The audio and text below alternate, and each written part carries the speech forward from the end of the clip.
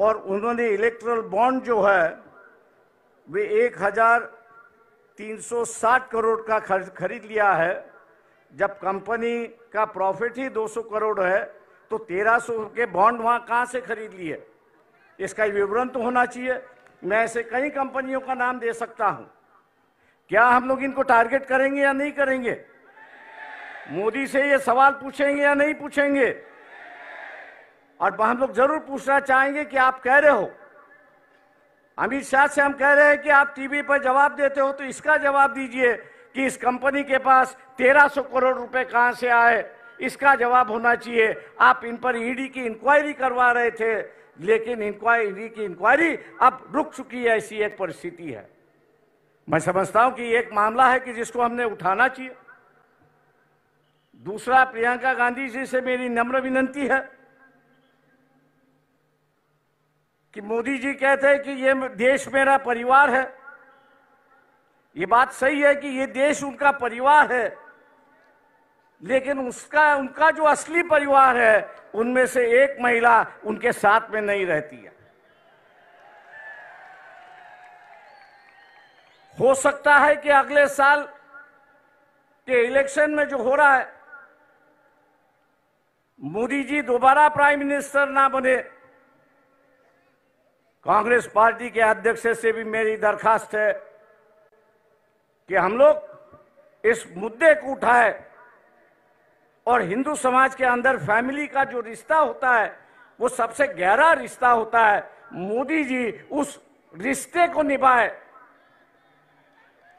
उस रिश्ते को निभाए और अपनी पत्नी को अपने साथ में लेके रहे। 2-4 दिन बाकी है, उसके लिए हम लोग को लड़ना चाहिए। मैं उम्मीद करता हूं कि खड़गे जी जब बात करेंगे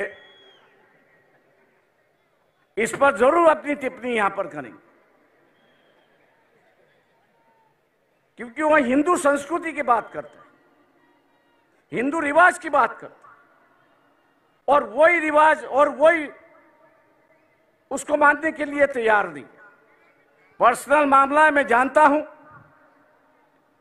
लेकिन कल्चरल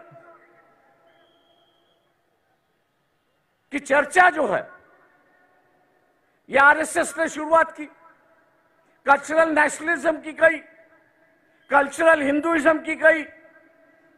अब वो अगर अदा नहीं कर रहे हैं तो मैं समझता हूं कि हम लोग की जिम्मेदारी होती है कि उनको उनकी बात समझाए और उसको अदा करने के लिए वो अपना अधिकार के लिए वो लड़े और हम लोग उनको सिखाए। ऐसी एक परिस्थिति है। दोस्तों, 5 मिनट का वक्त होते आ रहा है। मैं और एक बात यहां पर कहूंगा।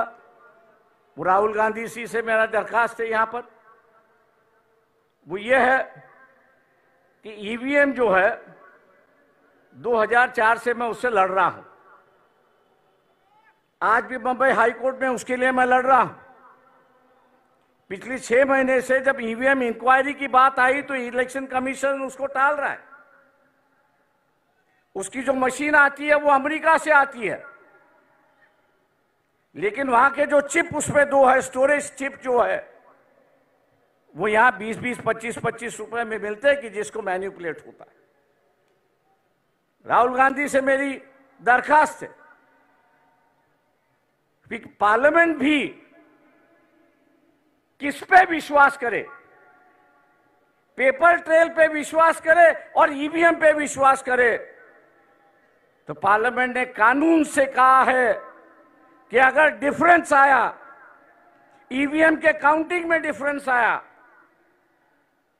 और पेपर ट्रेल की काउंटिंग में डिफरेंस आया, तो मानना है कि पेपर ट्रेल का जो वोट है वही आपको मानना है, ईवीएम को बगल में रखना है।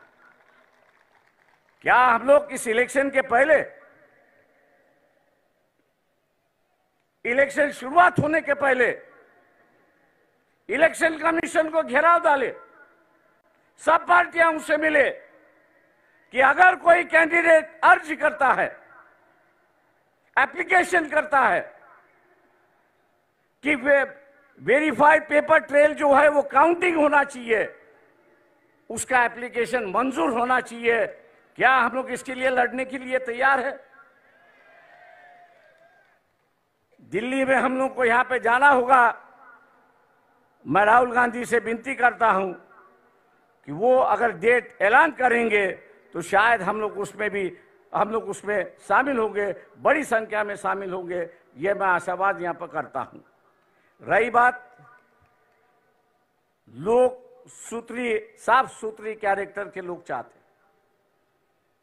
ये जो फैमिलीवाद है, दूसरे चीजें जो है, लोग उससे ऊब गए हैं, हम लोग उससे बाहर निकले।